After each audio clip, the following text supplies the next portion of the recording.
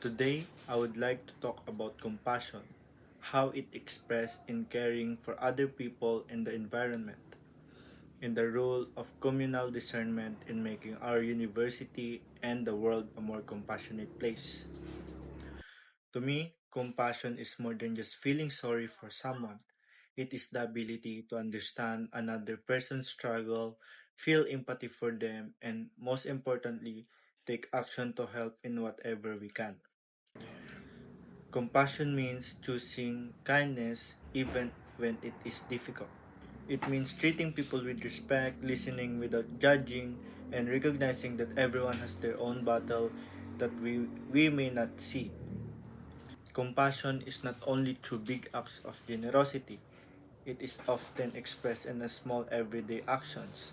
A simple smile helping a classmate understand a lesson, checking on a friend who seems stressed, or showing patience to someone who made mistake are all examples of compassion.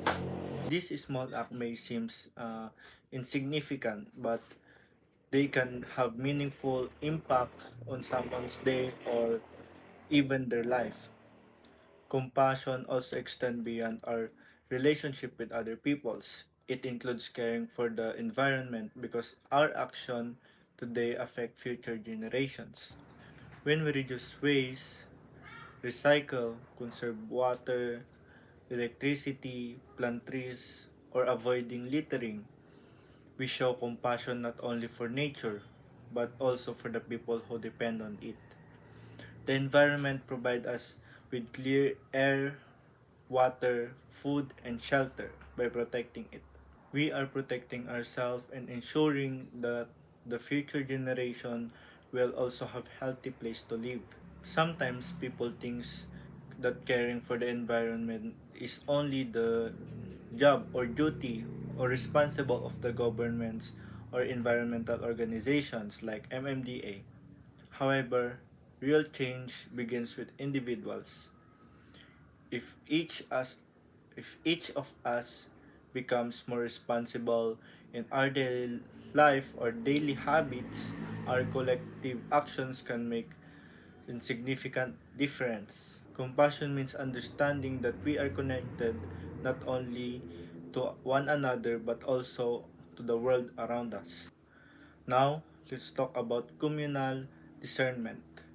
In my understanding, communal discernment means making decisions together by listening carefully to different perspectives, reflecting on what is right, and choosing action res- that serve the common goods instead of only personal interest. It is about respecting every voice and recognizing that better decisions are often made when people work together. In university like PU, communal discernment can be practiced in many ways. Student, teachers, administrator, and staff have valuable valuable ideas and experiences.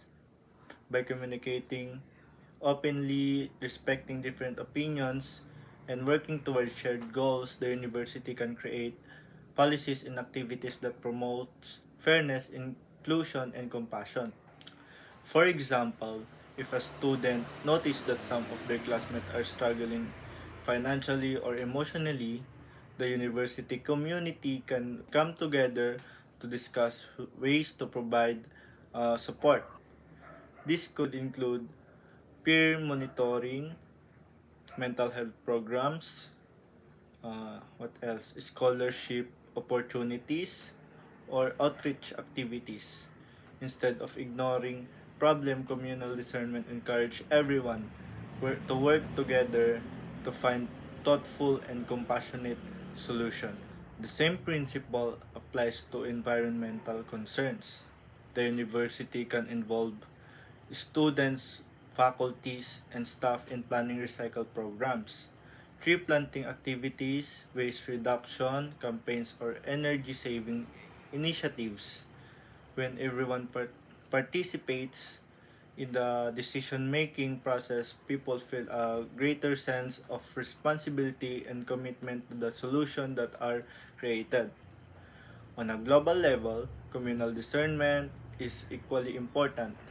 Many of today's biggest challenges such as climate change, poverty, inequality, and conflict cannot be solved by one person only or one country alone. They required cooperation, dialogue, and willingness to consider what benefits everyone rather than only ourselves. A compassionate world is built when people choose understanding or over judgment, cooperation over conflict, and service over selfishness. It begins with recognizing our shared humanity and understanding that every person deserves dignity, respect, and care. As a student, we may sometimes think that our actions are too small to make difference, but history has shown that positive change often starts with ordinary people who choose to act with compassion. Every kind word, every helping hand, every responsible choice, and every effort to listen and understand contributes to building a better community. Personally, I believe that compassion is one of the most important values we can develop. Academic excellence is valuable, but true success also depends on how we treat people, how we care for the world we share. Knowledge gives us the ability to solve problems, but compassion gives us the wisdom to use that knowledge for the good of others. In conclusion, compassion is the willingness to understand, care for, and help others through meaningful actions. It is expressed through kindness towards other people, responsible stewardship of the environment, and the commitment to making choices that benefit the community. Through communal discernment, we can listen to one another, make wise decisions together, and create a university and a world where everyone feels valued, respected, and supported.